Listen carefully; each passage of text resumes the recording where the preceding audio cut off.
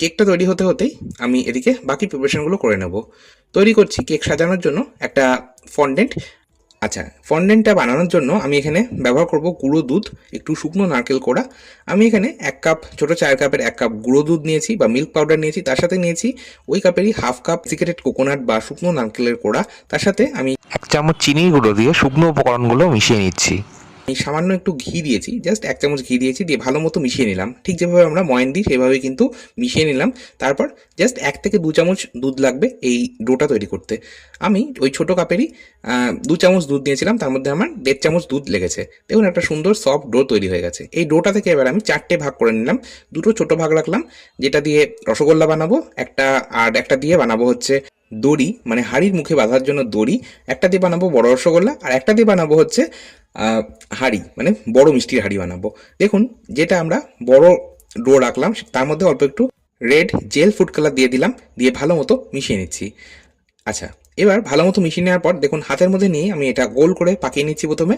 দেখুন তারপর এইভাবে একটু চ্যাপটা করে নিলাম, হাতের মধ্যে, হাতের তালুর মধ্যে নিয়ে চ্যাপটা করে নিলাম। তারপর একটা বানিয়ে রাখা সাদা ডো দিয়ে এইভাবে আমি মুখটাকে বন্ধ করে দিচ্ছি। ঠিক ভিডিওতে যেভাবে দেখাচ্ছি সেভাবে আপনারা কিন্তু বানিয়ে নেবেন। দেখুন একটা গোল বলের মতন প্রথমে বানিয়ে নিলাম। তারপর এইভাবে আমি বুড়ো আঙুল দিয়ে বা আঙুল দিয়ে একটু প্রেস করে নিলাম বা হাড়ির মুখটা তৈরি করে নিলাম। তারপর দুটো আঙুল দিয়ে চেপে চেপে এইভাবে একটা হাড়ির শেপ দিয়ে নিতে হবে। দেখুন এটা কিন্তু খুবই ইজি, আপনারা দেখলেই বুঝতে পারবেন। ভিডিওটা একটু লক্ষ্য করুন। দেখুন একটা হাড়ির শেপ দিয়ে নিলাম, মিষ্টি হাড়ি তৈরি হয়ে গেল। এবার আমি একটা দড়ি তৈরি করব, তবে তার আগে হাতটাকে একবার ধুয়ে নিলাম। যেহেতু লাল রং হাতে ছিল সেই জন্য হাতটাকে ধুয়ে নিলাম। তারপর আমি এর মধ্যে এবার সবুজ রং অ্যাড করছি, সবুজ জেল ফুড কালার অ্যাড করছি।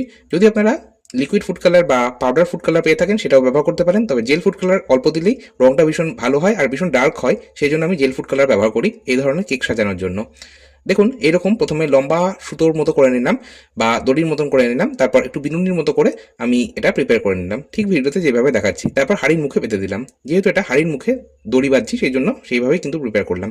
এবার একটা টুথপিক দিয়ে এইভাবে আমি দড়িটাকে আরও রিয়েলিস্টিক করার জন্য দাগ দিয়ে নিচ্ছি। এরপর হাড়িটাকে আমি একটু ডেকোরেট করব, সেই জন্য টুথপিক দিয়ে এইভাবে একটু সাজিয়ে নিলাম। চাইলে আপনারা এটা নাও করতে পারেন। এবার রসগোল্লাগুলো বানিয়ে নিচ্ছি। এরকম ছোটো ছোটো রসগোল্লা বানিয়ে নিয়ে হাঁড়ির মধ্যে দিয়ে দিলাম।